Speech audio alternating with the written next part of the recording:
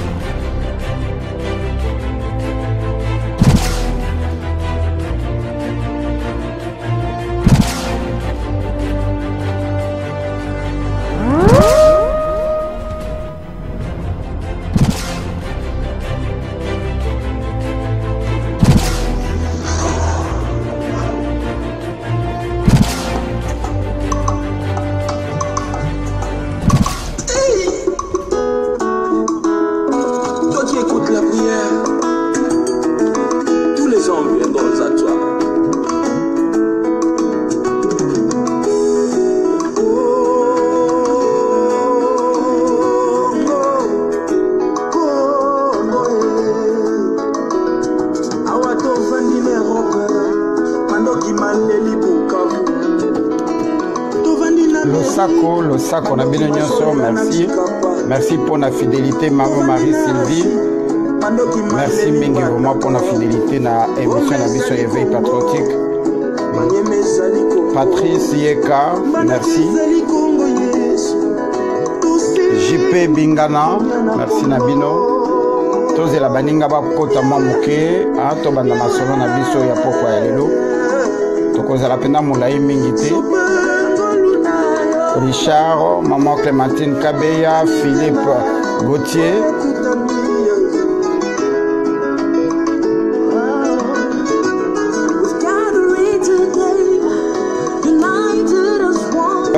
Nous allons un tout petit peu récapituler le bienfait de ce que nous appelons l'opposition congolaise et attitude Fidèle Kalombo, attitude où tout ça comme on a de Martin Fayulu a bandi kozwa position par rapport à Mosengo. Réveille-toi, toi qui dors encore. Tout solo la kaka momuke. Réveille-toi. Jimmy Adjanga qui c'est la biso moi musique to solo na bandeko parce que na mikili ya poto comme déjà tard to pesa bandeko tango ya kolala. Merci mingi vraiment. Chers compatriotes, mesdames, messieurs, fidèles des émissions Éveil Patriotique, Banasemi Ekolo Congo, Kimia, Eko Kakuza, Namabota Nabino, et Païnyo Subino Bouzouami, et Sengwezali Akoya, et Païnabino à travers les iPads, les téléviseurs, ba téléphone, Nabino, ba ordinateur, naba moyen, sur les réseaux sociaux, Bozali qu'on utilise en ce moment pour te partager. Les lieux, Ezalaka, Écho du Patriote. Écho du Patriote, Ezali place Ngana Yaka Kolaksa Boye Binangaite. Écho du Patriote, Ezali place Toyaka Kosolo la ko partager. Motunyo so Azali Nalikamba Koloba, Azali libre. Na numéro ya téléphone Oyo Tchaka 240 413 09 05 Martin Mobutu, merci. Kosa la débat contradictoire awate. Mutuna mutu aye ko pesa makanisi na librement. Au nom de la démocratie, la trois-mocratie, la quatre-mocratie, ndenge bokoki ko lié ba ngo maître Blaise. Awa biso to yaka ko solo la ko partager mutu aza libre ya ko pesa makanisi na ba jugement bosala yango na bandako mingi mingi. Tokondima ba remarque, tokondima ba suggestion to kondima ba idée et le kotobo yaka ba insulte na ba qualification erronée parce que tozali ba parents bana na biso bazali kolanda ba émission auto salaka binemi ya Congo baloki ya Congo bazali kolanda ba émission to salaka ezalaka vraiment propre mingi te to yaka awapo to lakisa bizaleli oyo to koma na yango monnaie courante insulte et koma eloko moko très facile mama Suzanne hein. Merci mingi nakozala molai mingi te lelo nalingi na lobela mwa moke dynamique oyo ebotamaki na kati ya révolution la dynamique dans la révolution oyo tobengi la révolution combattante oyo ebotama na kati ya diaspora. Cette dynamique est en train de disparaître na plan machiavélique oyo ezalaki initié par l'occupant de manière yako détruire biso Cordon Michel yako détruire biso na kati ya combat. Avant que tu n'as qu'un découna na lingina ya rappelé bino que nazali ko réitérer ba condoléances nangai le plus attristé to ya biso na kati éveil patriotique le plus attristé le plus ému na Congo na peuple congolais en général et en particulier na ba famille ya bande kona biso Rosipe Eric Boloko oyo bakundami oyo bazali ba martyr. Il y a des événements où il y a Yves Malou, merci mingi akozala na biso Thomas Panel, merci Nayope Lokola. Nakanisi ba condoléances et zongeli famille nangai moko nandenge soutien au bino bolakisi depuis toute la période ici depuis le 17 oyo moko ya libota nanga azalaki victime ya barbarie ya occupation oyo babomie Atanyoka bayokela kaemawa. Chers compatriotes, mesdames, messieurs, nako kendeli susu ko remercier bandeko oyo bazali ko bunda na biso elongo bino nyonso ndenge bozali awa to bunda kana kati na bino mais particulièrement nazali ko remercier bandeko oyo penda ba soutenir biso makasi mingi oyo bandeko oyo bazali awa to bengaka bana membre to bana ya club bandeko na biso ya Washington DC basanganaki pe ba yokana ki penza bazalaki support makasi pendant toute la période. Merci mingi. Tokozi yamba ndeko na biso Jacques Matanda mambo yo kudia kubanza oyo toko pasola na ye na poko ya lelo bino nyonso bozali na biso elongo et tout le monde qui voudra dire un petit mot à cause de maloba na ye. Nazali ko senga na ancien nyonso ya Académie de Beaux-Arts de Kinshasa oyo batanga na IBTP comme na Académie de Beaux-Arts parce que nyonso zalaki sika moko tozali ko lukande ko na biso Kabeston to Kabesa mutu nyonso yatanga na Académie de Beaux-Arts na période ya Bembika to na période ya Liolo oyo azalaka secrétaire à l'époque azalaka secrétaire général to na ba o bazalaki na humanité na période ya Viminde Mbangoli Kotakoli Trabata Trambaya Abomankoi na libanga Mobutu abomaka na likonga ye abomaka na libanga ba oyo baleka na Académie de Beaux-Arts ba yebiye mutu nyonso oyo azali na nouvelle ya Kabeston Kabesa ayebisa eke bazali koluka na éveil patriotique akoka ko contacter biso lisusu tozali koluka ndeko na biso na kombo ya Willy je crois Chikeva bandeko nyonso bazali na famille Chikeva soki bayebi mwana na bango moko na kombo ya Willy Chikeva dans les années 70 on était tout petit bandeko na yeto baninga na ye bazalaka na bango la première pe deuxième primaire bazali na kosenga na ye makasi bazali koluka ye donc à contacter biso merci. Merci beaucoup, bienvenue à Dissouémé. Merci vraiment pour nos condoléances. Ça me va droit au cœur et surtout, Bissognon surtout. Merci. Nadidi du Pumba Placide de Jésus. JR Iwele. Kayindo Mouira na Afrique du Sud, Tchekina Katalai, Marté Sali, Pe Bandeko Nyonso, Nazuba message Nabino, et Sali Penza et Sengoming. Chers compatriotes, mesdames, messieurs, Tozalina Kati a situation moko désastreuse, Oyo Moko Nabiso et Zaliko traversé, Tolobeli Yango tellement trop que la répétition étant la mère de la science, Tokoki Kolemba Kolobeli Yango te. Les lots allez vivre dernier virage, il y a situation à Congo, Oyo, l'occupation et ça là qui en sorte que Bako ça la pression na toute la génération oyo biso tozali to meka koleka bango batikala na pouvoir de manière que occupation comme complète. Alors na kokende so na modindo ya masolo oyo tobeti 2011 2012 2013 2014 banda torataka élection ya 2011 biso nyonso bana ya Congo to créaki eloko oyo tobengi force moko na kati ya diaspora, ce que nous appelons aujourd'hui la diaspora combattante, et combat qui force moko inéluctable au ezalaki ko bangisa non seulement ba occupant bazali na Congo, mais aussi ba loki ya Congo oyo tokuta na kana bango na bamboko ngai na yo tovandi. To se constituer qui na force moko to benga ki adjectif to bengi combat. Combat et combat qui état d'esprit. Moto nyoso alingaka Congo a télémaki mani militariste qui a fait qu'aujourd'hui nous on se retrouve journalistes qu'on n'a pas été formés simplement par les soucis de extérioriser oyo tozalaki koyoka na kati ya motema nous sommes improvisés pour le loto zala porte-parole ya ba sans voix.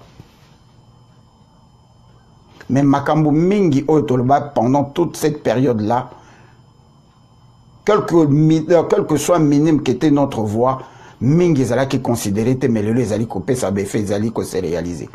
Les gens se sont fait beaucoup de la peine, beaucoup du mal tant que bazala ki koyo kabiso tozo continue ko répéter qu'il n'y a pas d'opposition au Congo. Les gens confondaient quand nous on disait qu'il n'y avait pas d'opposition pour dire que il n'a jamais eu d'opposition. En termes de pourcentage depuis que nous avions introduit le système, tokoti na kati système toyaki ko comprendre que l'opposition soi-disant congolaise était déjà transformée à une opposition d'accompagnement. Je me rappelle pertinemment, on a 2013 ans, Sangwe Panza 2013-2014, Sangwe Panza qui partout comme Hippolyte Kanambe, alias Joseph Kabila, avait investi 7 millions de dollars pour Nako Bouma Komba. Batu babangaki botu nande konabiso Général Ngando en Angleterre azalaka na business na business ekoya batu bazako banga ke poison ye ba pondu ba mbisi ekoya na poison. Mais biso to comprenaka que mbongo wana echamaka po ba créer biso ba leader na kati ya diaspora. Ba leader oyo à chaque fois que bako banda ko kweya ba déséquilibrer et loko tozala ko benga combat avec cet argent ba créer la kabiso à partir à kin naka kenza muku na sonika futa pe ndeko ya wera sono atika kinganga ya kosalela bato ba kamona ba kisi ya bale akoma pasteur. Oui, c'est vrai, à bongola motema peut-être, mais akoye bisaka biso ndenge nini ale moloto akufa. Hein? Ça c'est sérieux, hein. Akoye bisaka biso ale moloto akufa ndenge nini parce que oh wana no motema na biso ekolongwate compte soit chrétien ou pas. Bazwaka bambongo ebele epai ba recrutaka ba jeune ebele o bazalaki ko maîtriser minoko ya lopoto anglais ba pesa bango bambongo ba finança bango ba ya ko créer les biso ba binzambi nzambi ototondi nango na kati ya diaspora comme si Dieu devrait venir de l'Afrique pour venir prêcher en Europe. O eza parti mususu na tiango na parenthèse. Batiki bongandanga, batika bolobo, batika Ituri, batika Mbanza Congo, batika Ngongo Katuta, Kikwit, batika Lubumbashi, batika Nord Kivu, Sud Kivu, Maniema, l'église nyonso na poto. Place mbongo ya facile, bazwa mabonza en devise. Batouana bayaki pour na quoi affaiblir combat, étant donné que tolinga kabiso ba congolais, tolinga ka kokota na lola, étant donné que biso ba congolais, nzambe aleki mabele o ya pesa biso, il faut, étant donné que biso ba congolais, to banga ka tellement liwa que to bosa na ka liwa ezali institué par Dieu mutunyo so koleka na nzela na yango ba memela biso binzambi nzambi o ezala ka créé façonné par la médiocrité présidentielle o yetinda batwana na misolo ebele po baya ko distraire biso na sima na yango bamoni que ezali toujours kosimbate malgré l'église. À chaque fois qu'il y avait manifestation, bato babimaka kebele, pression ya makasi. La diaspora a été reconnue en 2014-2015, la diaspora la plus active. Ba créer les biso siko ba politiciens. Permettez-moi l'expression, ce n'est pas une insulte ou une qualification. Ezali mutunyo so zondenga ko ekozongo. On nous a créé les politiciens. Parce que ba politiciens bazali, ba politiciens bazali, ba homme d'état pe bazali.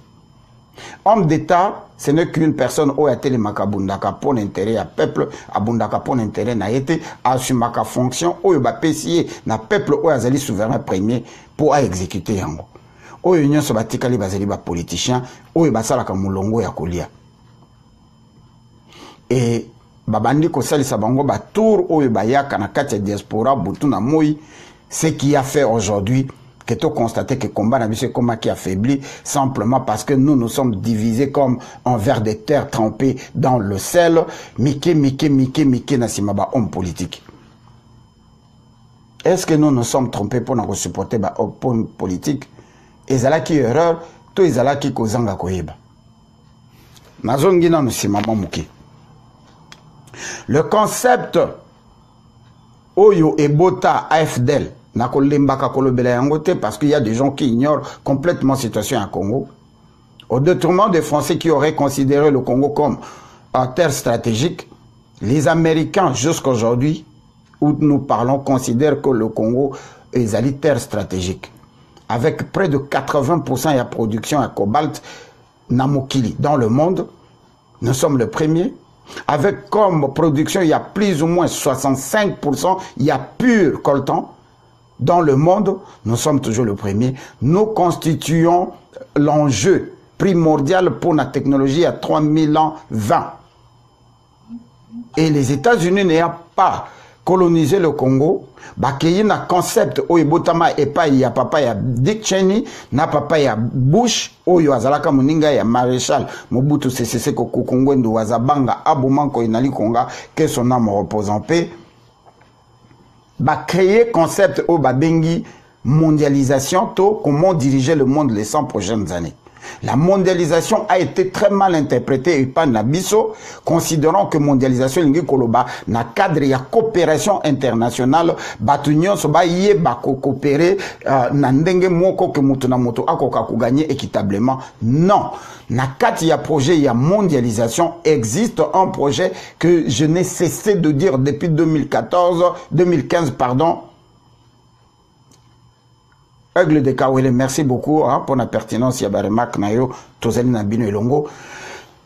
Concept Wana et Bota, concept Babengi 1 billion project. 1 milliard projet. 1 milliard projet, zali projet ya Banque mondiale na FMI na Nations Unies. Ba créer projet Wana et zali ko consulter que mo kanyon so ezali. Envoi du sous-développement, net Congo, et ça envoie du développement, envoi du sous-développement. Parce que tout ça, il marche arrière, il y a près de 75 ans. Envoi du sous-développement, envoi du développement où le pays sous-équipé. Bakoki ko contrôler ba minéré na bangote ba minéré wana ko koma entre guillemets il y a programme wana oyo ba bengi 1 billion project et ko banda ko contrôler ba minéré wana ba ko banda ko zongo sans intérêt. Mais pendant ce temps-là, il y avait concept Moussous et Botamaka, oyo le G8, le G9, le G12, comme vous voulez. Je ne parle pas de le jeu de 7 personnes oyo ya Congo. Je parle la grande puissance Yaba Corporation. Bah, comment il y a un concept que s'il y a un groupe de gens qui se réunissent ensemble, qui se mettent ensemble et décident de partager un pays pour créer pays Moussous Nakati, le la Yougoslavie, le la Soudan. Bato oyo ba initié projet wana ba génération na bango et kozala perpétuellement ba kolombo kawana pendant 100 ans. Et c'est dans ce projet qu'a pris naissance il y a idée à balkaniser Congo pas par rapport il y a ba accord il y a signé na 1883 85 jusqu'à 1919 oyo ba kende ko vendre la Congo na conférence à Congo à Berlin, non pas par rapport à cela, ça c'est un nouveau concept qui a été conçu uniquement pour le Congo, pour recoloniser le Congo dans le modèle Moussous. Le projet initialement pris par M. Kessner, dans le premier mandat à Bill Clinton, ne consistait pas vraiment à aller diviser le Congo pour créer un autre pays qu'on aura appelé le pays du Grand Lac, tout le Congo libre, mais le concept s'arrêtait sur le fait que il faut créer et le Congo que ça là que base au pouvoir à Congo va contrôler Ango. Les Américains, les Français, les Anglais, tous ceux qui forment le CIAT, Comité international pour l'accompagnement de la transition, ne pouvaient pas prendre les armes le lendemain matin, de bombarder na Congo. C'était invraisemblable et inexplicable. Devrait créer système où que Bango base accès na kokota na Congo. Tokobenga tonton Massini qui a travaillé dans ce dossier, ce qui a permettre la facilité à expliquer, nous avons un Congolais où il a maîtrisé la grande ligne parce que c'était la personne où il a contacté qui pour aviser Mobutu. Aya kovan dans la mesa ba solo là parce que bazali na posa ya ko sala musala oyo et ko senga départ naï. Et bat de konabiso ebele y compris papa Mwanda na minute nazolo ba ayebili solo oyo na ne betamate. Mais biso a un éveil patriotique to ko binisa yango parce que ceux qui te ebiska to hutité te ko maîtriser les présenter, ceux qui te maîtriser les présenter, l'avenir est à gouffre. Tonton Massini a koleka awa to kokota na détail, le plus petit détail, to meka ko expliquer bino ndenge nini la famille Bush, considérant que Mobutu était le meilleur ami de la famille Bush, balinga ki ba protéger Mobutu, so ki to saisisaka occasion wana des situations to zango ezali susute. Mais batu mingi bazalaka autoria maréchal Mobutu, ba préféraka ba lia misolo, ba baloter Mobutu, n'espoir que bangonde ba ko remplacer bango na place na ye, ba yeba kite kezalaki occupation. Est-ce que Bayebaki, est-ce que Bayebaki? Parce que le concept occupation est botami nanzela ya projet. Quand le projet était mis sur place, la France, la Belgique, l'Angleterre, les États-Unis, le Canada, l'Afrique du Sud supervisé par Israël, tant baboti concept on a pesango kombo siat, Comité international pour l'accompagnement de la transition, balinga ki bango basala musalate. Il fallait baluka batu bako sale la bango musala. C'est ainsi qu'ils ont saisi par le truchement. Il y a Tony Blair a présenté Bango, Museveni, Nakagame, pour basale la Bango Musala, sale besoin ya kuboma, pe pour exterminer ba Congolais. Bango na tour na Bango, étant donné que zalaka projet na Bango, ya kozwa une partie ya Congo, ba profiter na sima ya projet Oyo ya Siato, qui consistait seulement ya ko Luka Kolongola, Mobutu ko chamutu na Bango, Oyo, à permettre Bango d'exploiter les minéraux sans passer par une forme d'accord avec un soi-disant gouvernement. Ils ont donné le Congo au Rwanda que dans le moment où tout ça Koloba, le vrai président du Congo, Ezalaka Paul Kagame et Hippolyte Kanambe Azali Lokola gouverneur du Congo, c'est-à-dire un président en exercice. Oyo Asalaka Musala Yako Signaka Kabapa Pepe ko représenté. Et na Katia Congo, na concept ya Congo, le vrai président, Ezalaka Azarès Robert, qui a dirigé ce pays depuis Hippolyte Azouaka pouvoir Tina 2006, le vrai président Ezalaka Azarès Robert. Et vous pouvez trouver ça, c'est documenté de toute façon. Ah, papa Jean-Paul Lungila, yo, oyebi makambo yo. Ah, oyebi yango na modindo. Boya kananto solo là. Parce que, toza kokoma la vraie histoire ya Congo, mais to sotaka beta pebele o bato bazo bung ça va paramètre. C'est ainsi que le SIAT, n'exercice ya musala na bango naza ko sauter beta pebele, parce que je ne peux pas écrire un livre ici. SIAT siko na tourne na bango, il fallait, après avoir kobengana Mobutu, batu nyonso o bazalaka pembe na kati ya système, ba yebaki ke ezalaki guerre ya libération ya Congo te, parce que Congo ezalaki na posa une forme ya libération te, ezalaki sous occupation te, ezalaka guerre ya occupation, ba pesi yango forme ya libération, c'est-à-dire ko libérer biso contre dictature ya Mobutu, alors que bazaka remplacer biso na occupation oyo tozali ko vivre lelo ya anglo-saxon, y compris le Rwanda. Chers compatriotes, mesdames, messieurs, nazom mekako sauter ango koleka ango likolo parce que je ne peux pas rentrer dans le plus petit détail. Tant ba créer les biso loko ba bengi AFDL, ba sali constitution na bango ba bengi les accords de l'Émirat que je vous demanderai d'aller lire ngana koki penza kotanga yango en détail, mais je vous dis déjà article 1er alinéa 1 et lobby, le sol et le sous-sol du Congo appartient à l'alliance, et qui l'alliance c'est AFDL. Hein? Est-ce que vous comprenez l'alliance? C'est AFDL. Balobi sous nakati que le Congo aura cédé une partie de ses terres na alliance. Alliance wananini AFDL. AFDL pour concrétiser le projet devrait commencer à créer, à congoliser l'occupation parce que c'était une occupation rwandophone. Quand je parle rwandophone, hein, Yves Malou Nengue Koloba Touti. Est-ce que vous comprenez? Nengue Koloba Touti. Concept wana et Botelibiso, AFDL, RCD, RCD Goma, SNDP, PPRD, M23, ADF Nalo. Oetoyebi officiellement. Officieusement, il y a 22 groupes armés dirigé par Hippolyte Kanambena Zaria Sorobero. Une révélation du département d'État par l'amiral William Taylor. Allez vous documenter. Donc, le projet devrait être congolisé, occupation à Congo, il fallait pas congoliser en gros, pas comme Sango et pas congolais. C'est ainsi, tant que basu pouvoir, il fallait pas créer une occupation, pardon, une position d'accompagnement pour donner, concrétiser les noms de la République à démocratiser normalement, mais la République démocratique du Congo. Et cette opposition qu'ils ont créée, ils ont créé le tamiseur, le kiyungulu. Ils ont permettre Bangoba Sekou Akabatala qui est avec nous, qui n'est pas avec nous, qui est congolais, qui est congolais, qui est collabo, qui est infiltré, qui est avec nous. Donc, et permettre Bangoba tamiser, longola batubakoyiko longola, boma obakoyiko boma, éliminer obakoyiko éliminer, emprisonner obakoyiko emprisonner, obakotikala. Bakomi d'instruments na bango, et c'est ça le résultat de ce que nous appelons aujourd'hui une opposition d'accompagnement.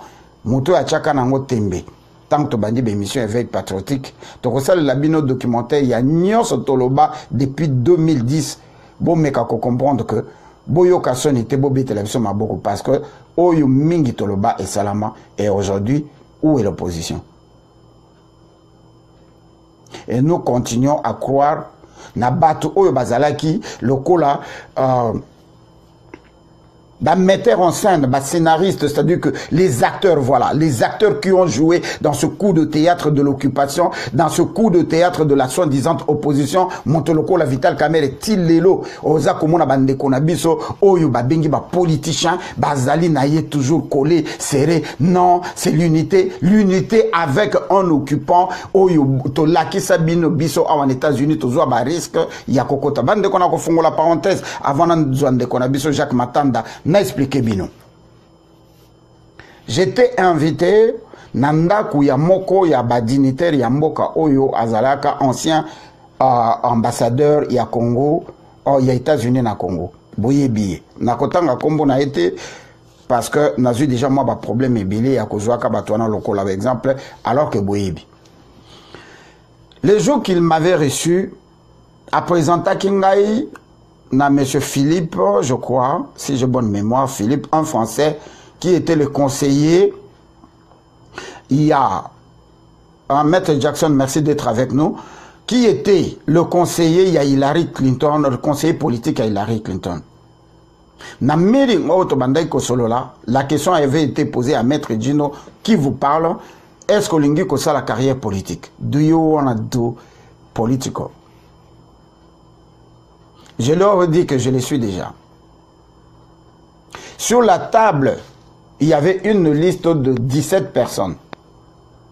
La personne me posait la question de savoir, est-ce que tu supportes Étienne Tshisekedi? Je dis, je ne supporte pas les individus, je supporte les idéologies. Et la personne rétorqua, si tu veux faire la politique au Congo, je te suggère une personne chez qui j'ai déjà envoyé près de 17 personnes. J'avais la liste devant moi. Je regardais la liste. Nakanga Bakombo Yabatu 9. Et c'est qui la personne chez qui on m'avait recommandé Vital Kamere. accordé na masolo to solo laki 2 semaines après bomonaka biso toke kokote la Vital Kamerhe na Hopkins University.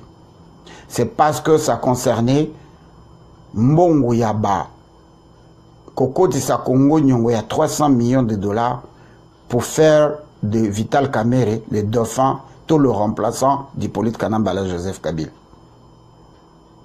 Et c'est lui qui vous parle, Nayaka Koluka Lokumu Awate Nazana Tina Nangoti. Naza témoin oculaire, Yamakambo Oyo complot Ezaki Kosalama, na mpo na mboka na biso. J'avais appelé Fayulu, na misu ya bandeko ya Eside Bazolandanga, sans que na kota na ba détail na EBCA, détache-toi de Vital Kamerhe est en danger. Le gars m'avait traité comme un petit enfant. Mais, Gino, tu ne comprends pas la politique. Kamerhe t'a encerclé, nous savons, mais t'a encerclé pour te étouffer. Est-ce que Lelo yo failli lo akoki ko telema à sali campagne devant Kamerhe? Qui a étouffé qui? Nakokota modindo mingi mingi pona tina failli le te. Na sali analyse pona ibisabino comment ils ont créé l'opposition d'accompagnement. Et cette opposition d'accompagnement avait un backup qu'on appelait la diaspora combattante. Donc opposition, on a malgré ça qui accompagne, mais elle est tellement makasi que Bazo Kokoko Isangote, Kaka Vital Kamerhe a créé dynamique de l'opposition. Akenda comme on a dit Jean-Claude Mwemba, que je salue, c'est mon aîné, Ndeba créé la dynamique de l'opposition. Na sens ya ko contrôler l'opposition.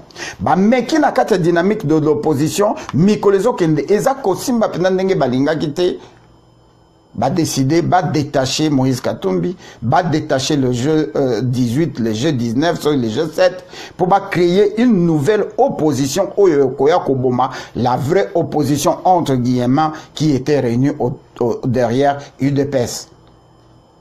Pasinayo Pasinanga, aujourd'hui, où nous en sommes.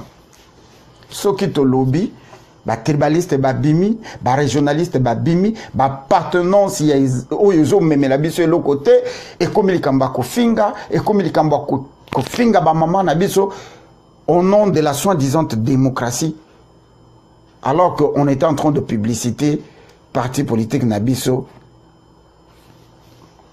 Union pour la démocratie. Démocratie en Wezalaka. Ce que l'oublie, moi, vérité, Boyoko, Memingambo. Où est l'opposition? Maître Jackson, si vous voulez intervenir, je vous permets de nous appeler sur WhatsApp. En attendant, je vais aller chercher Jacques Matanda Mamboyo Koudiakubanza parce que Yende Azali invité Nabiso Yaliboso. Powering on. Tozwanano Jacques Matanda après nako fongole la bino nzela tokozala penda mulai mingite avec Jacques Matanda nde tokomeka ko kota na moi modindo ya lisolo na biso ya poko ya lelo. Jacques Matanda Mamboyo.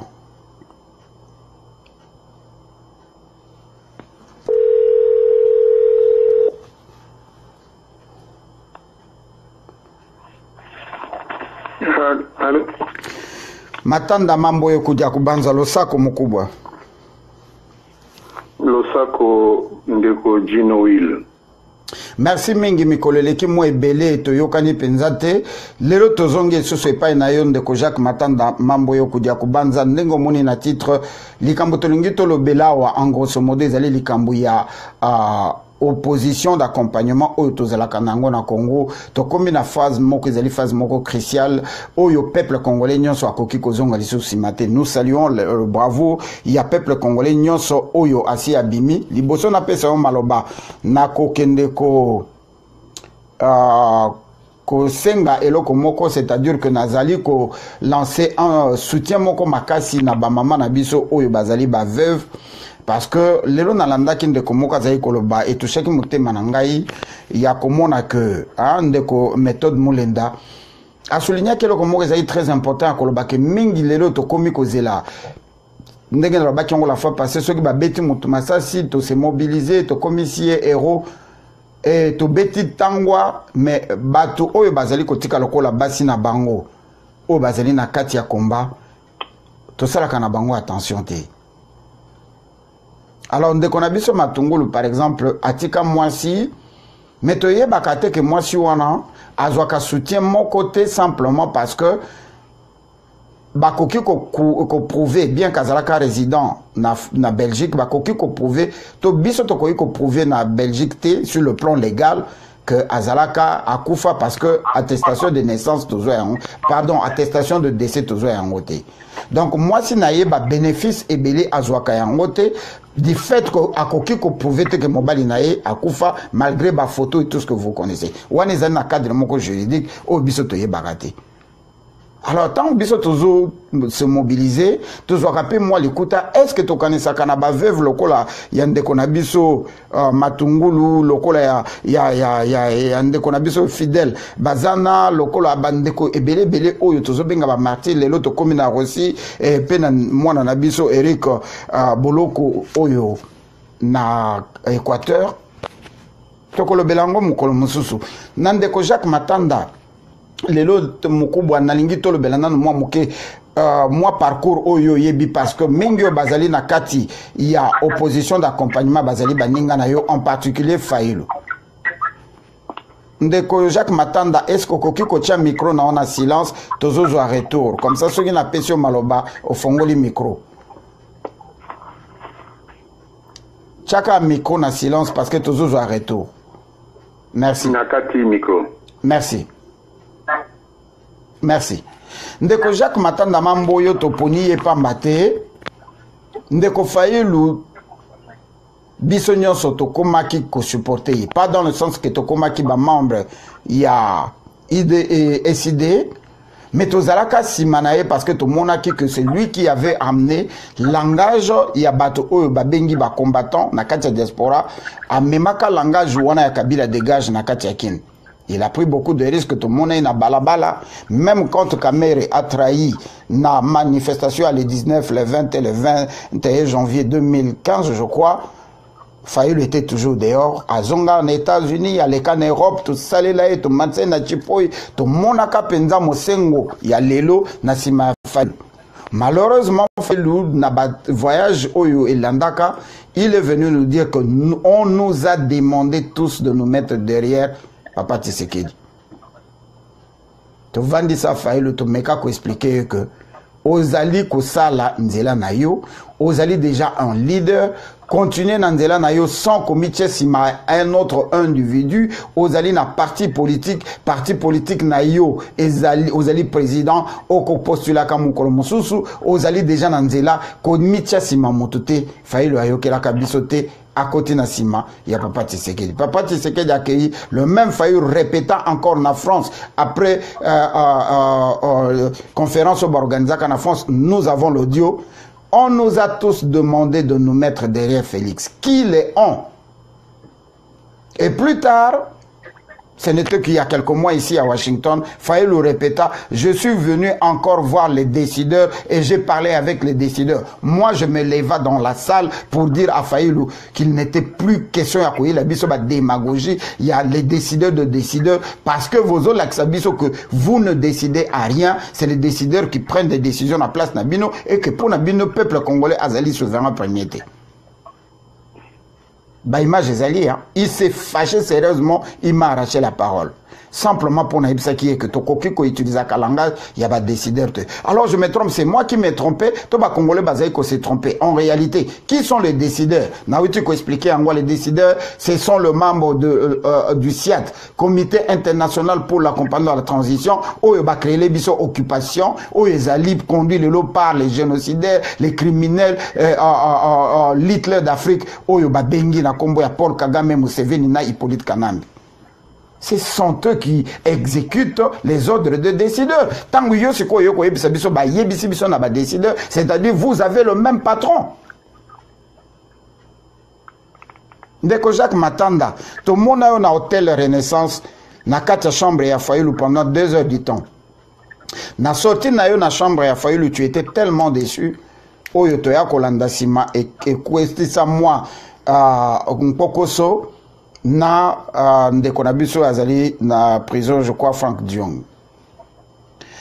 Liboso to kende kuna na kata sujo yo nalingi omekana ko betela biso moi mukuse penza na ndenge ko mema yango opposition congolaise o chité na likamande ko na biso Fayulu. Pourquoi to telemisi ya likamande ko Fayulu to landi ba propos na ye o ezali ko kende ndenge moko Nazara Suruberwa que Mosengo a coquille jamais comme président de transition. Il n'y a pas une certaine transition à Congo. Il faut bangoba qu'il y ait une élection. Alors que nous savons qui est réellement Motoba Bengi Azara Surobero. Pourquoi ne connaissons pas Fayulu? Alaki si le penza ndenge to yo kakayango ke azalaka naye mwana musala Azara Surobero. Malobe pa na yo. Merci mingi. Merci mingi ndeko Gino na ndenge o pesingai possibilité à contribuer na émission na ya lelo na point moko précis ndingo za kotuna na cadre général. Il y a action, il y a conscientisation, il y a information, il y a peuple congolais pour ndenge balobi kozanga koyeba ezali liwa ya ndambo. Kozanga koyeba na mboka Congo pendant 21 ans oyo koleka uta occupation terroriste et génocidaire rwandaise oyo ememami na Paul Kagame na neveu na ye mwana ya ndeko na ye oyo tobengi Hippolyte Kanambe alias Joseph Kabila. Uta 21 années oyo peuple azali penza na kati ya ignorance. Yango batangi plus de 12 millions de morts. Plus de 12 millions de morts. Tango boza ko sala misala oya média ndenge boza ko sala boza ko contribuer na ko bikisa peuple congolais pe na contexte wana nde na ko placer motuna oyo oti kotuna na kanisi soki pe na ko insister soki ezali ya solo parce que na lukina mona déclaration ana na tikali ko mona ngona noté mais soki ezali ya solo que Fayulu Martin a lobby a landi nzela a landi liloba ya extrémiste terroriste génocidaire rwandais oyo tobengi Ruberwa na kolobaka ete Cardinal Mosengo akokokaka jamais et puis azali exclu que ye amemi sa transition préélectorale. Soki penza ezali ya solo que Martin Fayulu alobi ndenge wana na kolobaka que Martin Fayulu a changé te. Beaucoup remonté na ba élection il y a 2005. J'ai dit na ba élection en 2005. Tango Lingomba ya Jean-Pierre Bemba et gagné ba élection na kati ya ville ya Kinshasa avec Adam Bombole pour comme gouverneur ya ville ya Kinshasa. Beaucoup mona été Martin Fayulu azali oyo a mobilisaki un groupe de députés, un groupe des élus de la ville de Kinshasa na hôtel naye na bambongo oyo azwaki epai ya Baruberwa na epai ya Bakanambe na epai ya bato ya pouvoir ya occupation terroriste néo-esclavagiste rwandais na ndenge ete tango bake ko voter gouverneur ya ville ya Kinshasa au lieu ba voter Adam Bombole o bazalaki na majorité bake ko voter Kimbuta ndenge zalaki wana elingi koloba ete Martin Fayulu abandi ko salela pouvoir ya occupation na mokolo ya lelo te abandi ko sala elongo na Baruberwa mokolo ya lelo te acte na ye ya liboso ya trahison ya cause ya démocratie na Congo ebandi na 2005 na élection ya gouverneur ya ville ya Kinshasa pe ndenge outi koloba tango ndeko Martin Fayulu aye na États-Unis ngai personnellement nazalaki na souvenir mingi ya kitoko oyo tozalaki na yango na ndeko Martin Fayulu na tango toza kobunda etumba ya conférence nationale souveraine elongo na cardinal Mosengo poto vandisa ye na ebonga po amemisa transition préélectorale pe na kokamwa mingi ke na mokolo ya lelo Martin Fayulu awanga na expertise, awanga na haute intelligence, na haute sagesse ya Mosali ya Nzambe cardinal Laurent Mosengo Passigna, mais na comprendre que ndenge azwaki mbongo pona ko saboter démocratie, pona ko saboter élection ya Lingomba ya Jean-Pierre Bemba, ko saboter élection ya Dame Bombole comme gouverneur ya ville ya Kinshasa, na kanisi trahison na ye eza ko continuer tina mokolo ya lelo.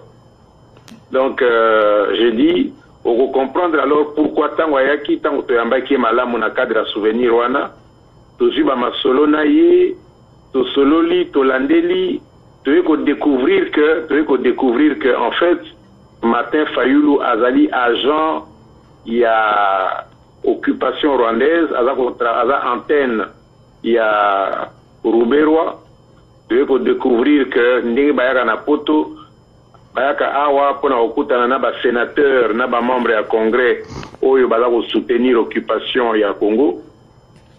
To découvrir makambo ebele pe na tikaki ko dénoncer yango na ba radio na ba média na biso ya ba médias sociaux na réseau ya internet, au point que bandeko mususu bo oyebi ete epai ya bo papa naza Bandundu epai ya bo mama naza Équateur na province orientale, mais au point que bandeko mususu ya côté ya botata côté ya Bandundu ba reprocher nga balobi mais comment ça se fait que yo oza ko attaquer ndeko na yo moto Bandundu alors que nga na bina bango toza ko bunda itumba oyo te po toza Bandundu to toza boy itumba oyo eza itumba ya Congo. Soki to moni mwana ya Bandundu à trahir peuple congolais, parce que peuple bazoboma ete pona Bandundu, pona Kasai, pona Équateur, pona na Kivu, pona na Katanga, pona Bakongo, to pona na wapi bazako boma mwana Congo, poza mwana ya Congo. Congo nde elati biso toza bana ya Congo, tata na biso Congo, mama na biso Congo. Donc na lobi ete esengeli na likambo oyo na motuna oyo za kotuna ngai soki eza confirmé que Martin Fayulu a lobby asali déclaration ya ndenge wana na kanisi kosenga que vraiment ba combattant ba résistant ba opposant boya solo penza ba considérer que Fayulu aza assassin aza criminel aza moko ya ba oyo baza ko silisa peuple congolais na koboma pe esengeli bazwela ye ba disposition oyo elongo bami pour pouvoir ne pas toujours kotika que bango babomaka peuple bango baterrorisaka peuple et peuple soki amoni ye aza l'Argentine il faut restaurer l'équilibre de la terreur. Bango baza na terrorisme baza ko terroriser peuple, il faut sikoyo peuple pe akota terrorisme wana a terroriser pe bango. Tant que peuple a ko rétablir équilibre ya terreur te peuple akotika kaka bato wana babomaka ye, peuple akotika kaka ba Martin Fayulu ba trahir ye, ba Martin Fayulu na ba Rubero basalaka mabe na ba soldat na bango, et bien ça va continuer. Il faut maintenant rétablir l'équilibre de la terreur. Bango baza ko terroriser peuple a terroriser bango. Peuple a 90 millions, bango baza peut-être 5 000 ou bien 10 000, na kanisi 90 millions, 90 millions de bamsusu balobi, na 5 000 na kanisi peuple a ko écraser bango. Donc c'est na média na biso to mekana ko développer discours, il y a équilibre, il y a terreur. Vraiment na kanisi bato lokola Martin Fayulu bakotika koloba ba makambo kosala apologie kokumisa ba crime kokumisa génocide ndenge baza ko silisa peuple. Ezala à l'intérieur, ezala à l'extérieur du pays, il faut restaurer l'équilibre de la terreur. Voilà moi muke o na wiko pesa comme mutuna na réponse na mutuna na. Ndeko Jacques Matanda tolendio na boke bibonso toye awa ko diaboliser ndeko na biso Jacques nani Martin Fayulu te parce que tozali quand même choqué parce que ba eleme komi kokome belé. Chers compatriotes, mesdames, messieurs, mingi bazali kokome la biso nazo mona makambozo koma nalingi kobanda kotanga yango te mpona dérouter émission na nga te na émission oyo toyambaka mutu nyonso même Martin Fayulu aleka awa biso tozali ba sentinelle ya peuple congolais tokoki koloba te ke na virage tozali kozwa totiana no makambo na biso pembeni tokosolola tokobungisa soki tolibere mboka bandeko tozali kowumisa mabe na kati ya mabe soki liyanzi ezali nano tiombokila na ba oyo bakota mayanzi balongolaka yango tango ezali nano tiombokila parce que soko zeli ekoma liyanzi mukolo kolongola yango okotika lidusu na kati ya likolo na yo. Alors je me pose la question de savoir au nom de l'unité to continuer kotambolaka na malala ya kopola. Parce que je donnais l'exemple la fois passée. Zwali lala moko ya kopola, tia 300 malala ya kitoko. Est-ce que li lala oyo ya kopola muteko bebisa 300 malala, to 300 malala ya kitoko ko bebisa li lala moko ya kopola. Ah mais écoutez le gars, tous en nous sincères. Combat, to adjectif combat zaka parti politique te. Ils allaient même un mouvement structuré, organisé, nous faisons beaucoup na kati ya des organisations na biso et loko izanga kabiso structure wana oyo occupant alingaka ko permettre réalisation na yangote parce que nous sommes infiltrés jusqu'à la moelle épinière. Bato oyo ba yebi to bazo se rendre compte te. Les gens qui pensent que l'opposition combattante ne fait rien, c'est parce que bangonde basala ke lokote ba se limitaka ko ya awa ba vandi ba bandi kolanda ba bandi ko sala ba commentaire erroné alors que basuka kawana. Mais oyo ba bundelaka Congo ya solo ba yebi que na ba instance nyoso ya minene ya mboka oyo ils ont reconnu la diaspora congolaise comme la diaspora la plus active na ndenge oyo tosalela kamusala oyo e ralentir zela papa na silisa zela na silisa na pose na zong selo maloba zela papa pesanga une minute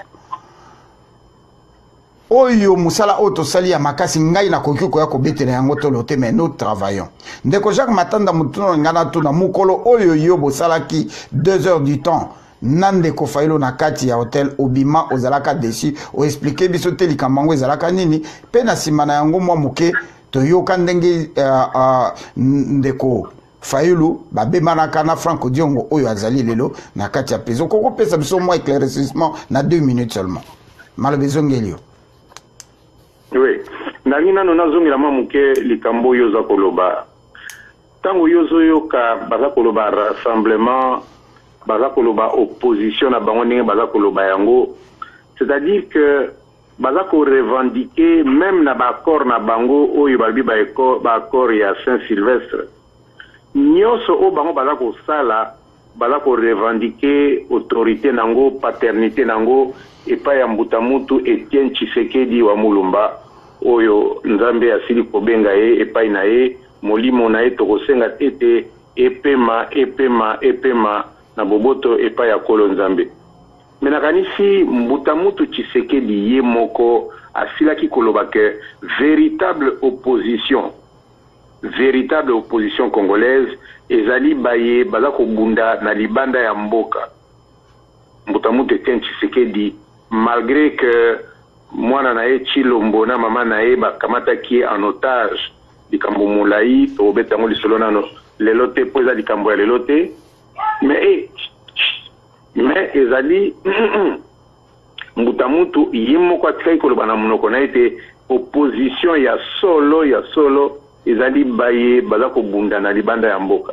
Donc nakanisi esika wana soki bato balobi ndenge yoza koloba wana nakanisi eza pe likambo kolanda te to continuer musala oyo ndenge tozali na yango pe tokomona epai tokokomisa yango.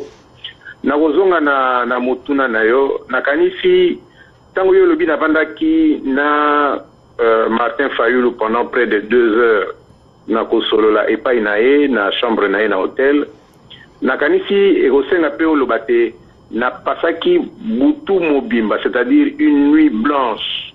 Je dis bien c'était une nuit blanche. Témoin ezali nani Albert Moleka. J'ai dit une nuit blanche à discuter avec Ndekonabiso Franck Diongo sur situation ya mboka. Et j'ai dit justement eza mawa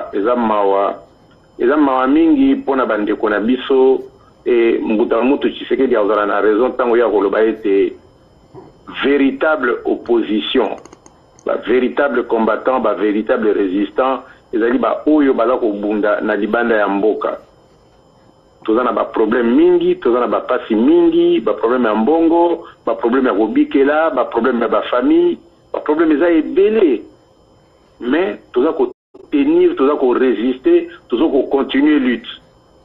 Bande ko bazana kisasa, ba msusu ba député, ba msusu ba ministre, ya kalabayiba ba mbongo bazana ba millions. Okanisi motoloko la Chilombo Félix a kosoma ndako ya 2 millions ndako ba Deri Koyar na limité. Mbongo ne uti wapi? Motoloko la oyo grec zambien Katumbi ba milliards ba millions oyo azotambola nango mbongo ne uti wapi? Mbongo moyibi, mbongo makila ya peuple. Tous en a millions en atteint, mais tous en continuer lutte. Donc, dans le lobby, tant que tu na Martin Fayulu, tu discuter, analyse sur situation Yamboka.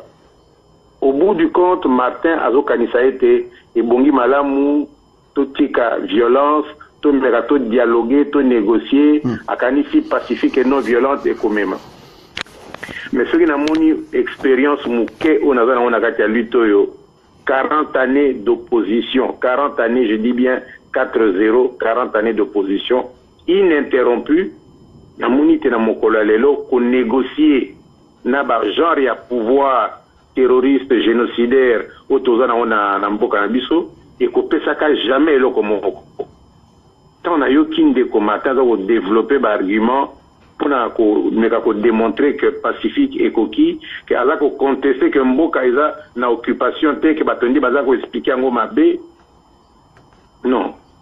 Na solo lina mdeko Franck Diongo, j'ai dit bien toute une nuit, to exposer ma analyse, na préféré na le bango mingité pour ndeko Azan et Sika ya passé.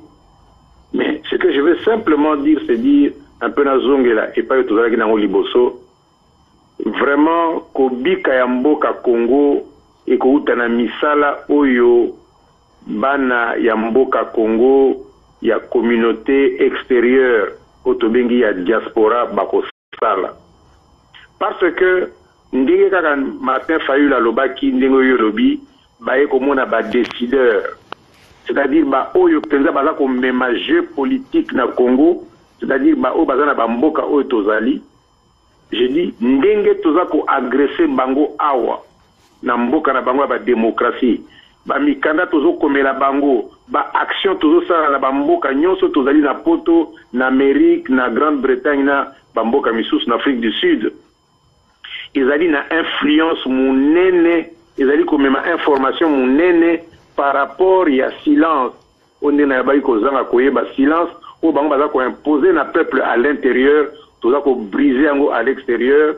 Donc je dis, baninga o yabiso au comment on appelle mingi bala ko lukaba s'implanter na katikati na biso à l'extérieur. Au comment on appelle bande comme sous mingi na extérieur, bazo comprendre que bandeko bazana katiamboka. Bala ko même stratégie pour na ko fragiliser opposition à l'extérieur pour que bango ba tirer ba marron du feu, ba tirer ba bénéfice na intérieur. Na lobi esengeli ete na ozongela motuna ndena lobi baninga musuba na bisika pasi na ngina loba makamu mususu mingi te elo na ngina loba ete vraiment bato ya média bino banini na radio éveil de la conscience na ba misusu il faut bosala musala oyo bozana yango ya média ya information parce que l'andabino à l'intérieur parce que l'andabino à l'extérieur. Je pense plus à cela qu'on a failli le testo ebié. Je ne pense pas qu'il y ait grand chose à dire aujourd'hui sur Fayulu. Baza batu oyo lelo soki ni changement ça mis en mboka na si baza batu en exil parce qu'ils ont tellement trahi le peuple. Ils ont tellement fait tuer le peuple que je vois mal Fayulu à supporter kotika na kati mboka na peuple oyo ya azako bomisa lelo elongo na barubero. Merci. Merci mingi mukubwa Jacques Matanda Mamboyo. Tokotika yo mwa muketo ozongela dans 3 minutes pour oyebisa biso soko ozana liloba ya suka to continuer ma solo. Chers compatriotes, mesdames, messieurs, je remercie la présence de Félix Oise Kwamoko à Bongo, Azali Kolandabiso, Azali Live, Félix Oise c'est un ancien de l'Académie des Beaux-Arts de Kinshasa, avec qui d'ailleurs on avait initié en 1990, je crois, en France, l'association Oyoto Bengaki, confrérie des artistes plasticiens en art plastique de Kinshasa, Mboka à Paris, où je fus le président. Donc, je salue la présence de Félix Oazekwa avec nous, Guy Boketa, Yves Ndekola, et Mawete Tumalupini, Bozali Telme Beleban Académie Lelo. Vraiment, merci Mingi pour notre support. Nabino, na émission Yandeko Nabino, il y avait patriotique. Mwanzaeka, Kingotolo. Vraiment, Bozali et Belé Lelo Ban Académie de Beaux-Arts Losako et Paï Nabino. Merci Mingi. Lelo Penza Tolo Belin de Konabiso Faye le Bouye pour Nanini. Parce que Faye le Azali Moko Yabato Oya se distingue qui n'a qu'à opposition. Azuba risque belé tout le monde na balabala, mais cela n'empêche que ne konabiso soka trébiché tous on gisaye nanzela. To ye awa ko diaboliser yeti parce que tous allez. Yes, allô? Allô? Call ended. Bolimbisi, ndenge tozali awa nous n'avons ata intérêt moko ya ko diaboliser nde kona biso te mais tozali na période oyo tozali penda na keba et que tozali ko permettre te na période oyo tosala berreur oyo ko coûter biso trop cher lobby na bato bazo memela biso langage oza ko correspondre na langage ya ba occupant. Lelo ba politicien lobby balobaki que le Congo n'était pas occupé na kamo lelo lisusu ndeko mususu na landa ki na nzela ki sasa ndeko Daniel Safou a lobby yango sur noir et blanc que le Congo est sous occupation. Langage oyo ba journaliste na biso ki sasa lobby balobaki te lelo ba komi kolbango bien qu'il est sorti de la tôle a lobby que le Congo est sous occupation. Donc on moni que musala oyo biso to salaka lobby Lelo et comme Kobota bafoué, c'est-à-dire que pont et s'est tracé entre biso na bande konabiso o bazali ba porte-parole na biso na katia Congo langage na biso et comme Kolobama lobby pe tokomona ndenge ne mwanda semba lobaki yango mosengo finira par dire que nous sommes sous occupation et que nous ne pouvons pas deal ou nous ne pouvons plus deal avec l'occupant parce que ndeko na biso ko falobaki yango tokolukela binoye lokola zali en États-Unis. Chers compatriotes, mesdames, messieurs, pourquoi opposition d'accompagnement? Le pays est sous occupation. Élection en 2006, il y a 2011 et la Kisibiso Nyon sur noir et blanc. Naba niveau nyon sur les réseaux sociaux, naba journaux, ba télévision nyon sur oyo ba bengi, il y a communauté soi-disant internationale. Bayebi yango très bien que les élections ont été fabriquées pour donner l'impression d'une certaine démocratie. Alors que créer la biso la CENI qui n'est ni en France, ni en Israël, ni au Canada, ni ici aux États-Unis et ailleurs, créer les bino CENI pour être la organe ya ko valoriser moto oyo bango baponi. Alors, ce qui bande konabiso, il y a des opposants, bazali ko continuer ko lobela likambu ya élection dans un pays sous occupation, c'est parce qu'ils font partir de l'opposition d'accompagnement. Parce que toko gagnaka élection jamais, je le répète, nous ne pouvons en aucun cas gagner les élections. Même ceux qui ont la moussi bangangagnon sur la pende, toko gagnaka élection na occupant parce que to ponaka ba président to votaka ba président mais to élu coélu na lingala je sais pas comment dire. On n'élut pas les présidents. Mobutu ba pone la biso. Batindi Bill Richardson aya kolongole na musala. Kabila Musée Laurent Désiré Kabila ba pone le biso. Bakoki Kodil Naete, Madeleine Albright a décidé Babomae, Balongolie, Bachelibiso Hippolyte Kanambe, Totikala ko voté, Banomae Bachaye, Mukolo Bakolongolaye, Bako remplacé, Ndenge Bazolinga Kosala Yango avec Soriano, Toko Ponayete, Toko voté yete. Siko yo ozali mwana ya Congo. Même ce que l'ingi kolobate que nous sommes sous occupation, au lebolo bake peuple à télément. À se libérer comme un souverain premier. Bozongi Sakabiso na élection oyo boyebi que même avec Mbouaya Hippolyte Kanambe beaucoup gagné en côté. Et les élections et que ça la maté. Hippolyte Kanambe aza na posa ko sala élection te po akolongwa na pouvoir te suwe na eza akolongwa na pouvoir te mutu akolongole na pouvoir ngai te mutu akolongole na pouvoir mutu oyo akotia ye lisasi na mutu. Ce n'est pas moi qui le dis, c'est lui-même qui a dit. Ngai te bande ko koluka ngai na butu te, c'est lui-même qui a dit que loko oyo kolongola ye eza lisasi na mutu. C'est lui qui a dit. Si vous avez les accords à Saint-Sylvestre, les accords, accord wana esila, bobenga ka Hippolyte Kanambe na gouvernement na eba que bazaba illégaux. Bongo accord na bino o ese sila ezakutu na sens te, bozolo bela yango na nutilelo. Voilà un coup de théâtre. Batelemi pression les qui ont non, toko démissionner dans le gouvernement. Mais pendant que vous avez gobé de l'argent depuis tout le temps, vous n'avez jamais démissionné. Vous démissionnez dans un gouvernement illégitime qui n'existe plus. Mais botika comédie, chers compatriotes, mesdames, messieurs. On doit arrêter la comédie. On n'a plus besoin de ça, chers compatriotes, mesdames, messieurs. Tola Mouka. Mboka wana ezosenga soulèvement populaire. Tokufi 12 millions de morts, tokufa akana ba marche te. Bazali ko exterminer biso jour pour jour. Nakam menasa pour nous avons eu l'impression que tout a été fini, mais bazali ko exterminer ba village. Mutoazo ebate. Na Ituri bazali ko boma sérieusement. Moutoumoko azali ko se rendre compte, tes chers compatriotes, mesdames, messieurs. Makambozo le Kanaïste ya Congo, na nord-sud, na Kivu. Moutoumoko azali ko se rendre compte que bazali ko exterminer ba village entier. Vendredi na kozonga awa ndenge na prometaki. Epai na koya kokota na modindo ya masolo. Na meka ko expliquer bino projet oyo Paul Kagame azali na yango na bandeko na ye. Na likambo eto itaki kolanda mikolo lekio bomonaki ba Rwandais bakomi kokota na Congo comme ba réfugiés tina nini ezali ko salama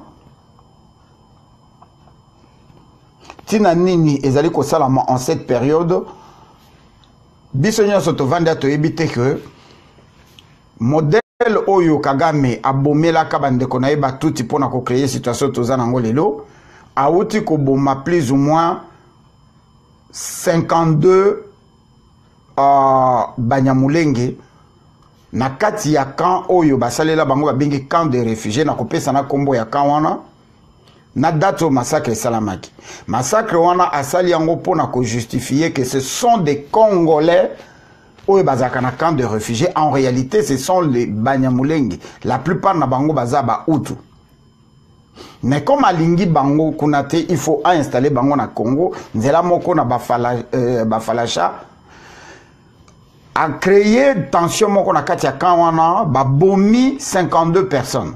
Nations Unies et comme Nations Unies aza complice na situation à Congo ba couvrir ye balobi il y a eu 5 morts. Et en dépit de cela, a sengi que ba réfugiés wana bango moko ba sengi que bazali na insécurité baza sous la sécurité te bazonga na bango na Congo. En réalité azotine de la biso Banyamulenge oyo balongolaka na East ya Congo na période oyo bayaki ko envahir biso balongolaka bango na East ya Congo bakenda ko protéger bango na camp wana ya ba réfugiés pour donner l'impression qu'ils étaient des réfugiés.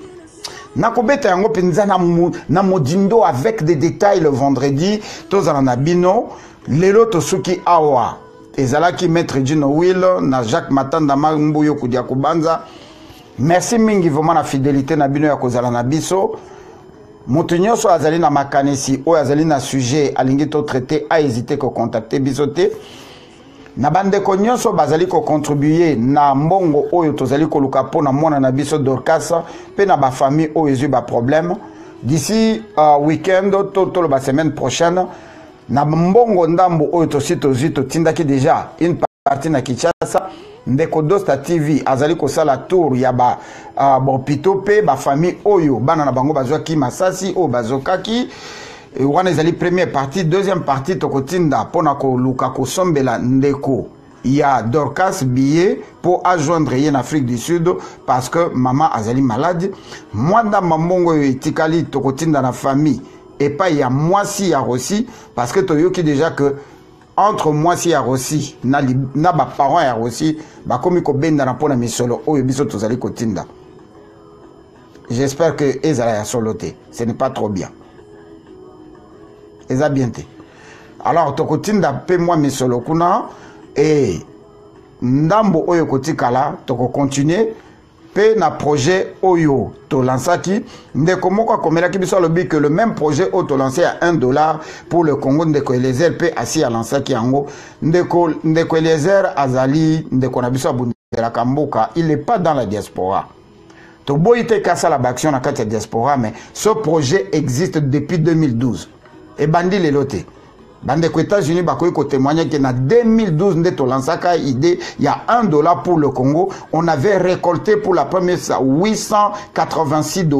C'est moi qui avais compté l'argent. Ngamutu na tinda yango par le biais à Congo Mikili na Kinshasa. Ba image ezali. $1 pour le Congo. Tout ça bandango depuis 2012. Et ça projet à l'éloté. To zongisi yango simplement. To moni qu'il est temps. To sangana lokola église et télémé. Parce que Nanzela a békelé les atokozon misolo moi rapidement. Ezali ONGT, ezali groupe Moko Boyete, ezali parti politique te tolingi to za na caisse, ya ba congolais toute tendance confondue, to kokakakoyaka en aide na ba famille na biso o ezali victime. Donc ça n'a rien à voir na projet ya ndeko na biso Eliezer o ezali ya ko fongola chaîne, il y a information, il y a opposition et puis en même temps ONG. Oyo akolinga kokota akoki kokota kuna et en même temps azo contribuer pe na $1 pour le Congo, ça ne dérange personne. Combien nous en donnons dans les églises? Merci. Naboye to suki lelo kimia ikoka kozala na mabuta na bino ndeto kutana na bino vendredi prochain ezalaki maître Gino Will Mukason Néveil patriotique. J'embrasse Rana Mukason, Ginette Mukason, o ezali banananga et pas bozali. Daddy love you, I love you.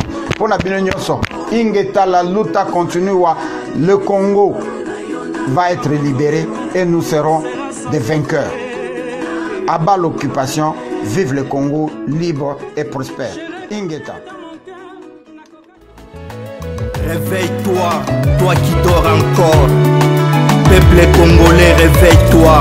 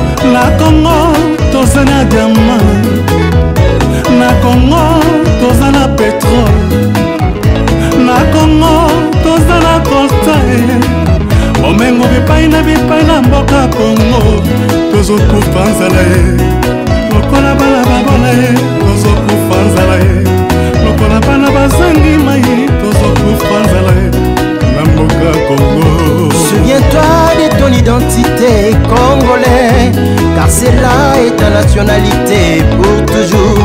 Ce n'est que dans l'unité qu'on peut vaincre la médiocrité et la pauvreté.